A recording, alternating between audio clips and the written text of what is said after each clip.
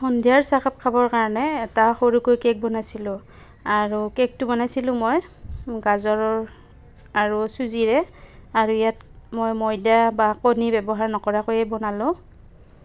আৰু গাজৰখিনি প্ৰথমতে ৰুকি লৈছিলোঁ সৰু কাপৰ জোখেৰে 1 কাপ গাজৰ আৰু 1 কাপ চুজি আৰু আধা কাপ গাখীৰ দিলোঁ ইয়াতে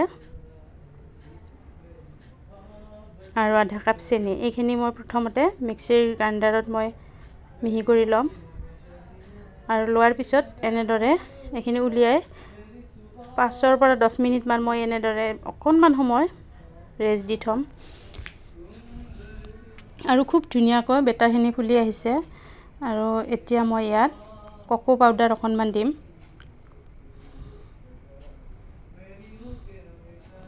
আৰু যিহেতুকে আমি মানুহ কম গতিকে একেবাৰে সৰুকৈ বনাইছিলোঁ কেকটো আৰু কোকো পাউডাৰো মই 1.5 চামুচমান দি দিছোঁ এনে আন্দাজমতে দিছোঁ আৰু অকণমান বেকিং চ'ডা আধা চামুচ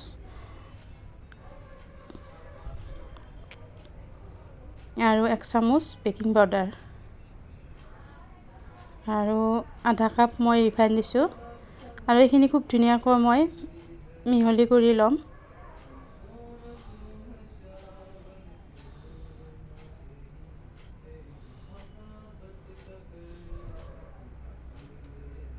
আৰু এইখিনি মিহলি কৰা হৈ গ'ল এতিয়া ইয়াত কেক বনোৱা এই বাতিটোতে দিম অকণমান ৰিফাইন অইল সানি লৈছোঁ আৰু গধূলি চাহকাপ খাবৰ কাৰণে কিবা এটা বনোৱা বস্তু হ'লে ভাল লাগে নহয়নে জ্বলা ভজাই হওক বা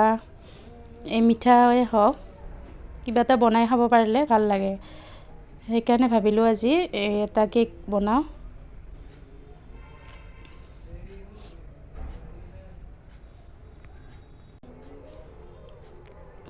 আৰু যিহেতুকে অলপ বস্তু লৈছিলোঁ সেইকাৰণে কেকটো অলপেই হৈছে সৰুৱে হৈছে আৰু এইখিনি ৰুকি লোৱা গাজৰ থৈ দিছিলোঁ অকণমান এনে ওপৰত ছটিয়াই দিলোঁ দেখিবলৈ যাতে অলপ ভাল লগা হয় আৰু কেঁচা বাদাম আছিলে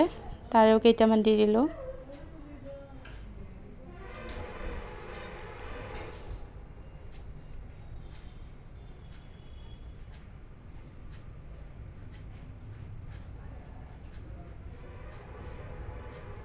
আৰু এইফালে গেছত মই প্ৰেছাৰ কুকাৰটো অকণমান সময় গৰম হ'বলৈ দিছিলোঁ আৰু এইখিনি গৰম হোৱাৰ পিছতে কেকটো মই দি দিলোঁ আৰু ঢাকনিৰ পৰা মই এইটো হুইচেলটো মই গুচাই লৈছোঁ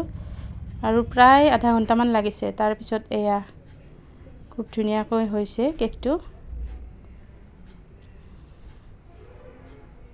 আৰু যিহেতুকে সৰুকৈ বনাইছিলোঁ সেইকাৰণে সৰুৱে হৈছে কেকটো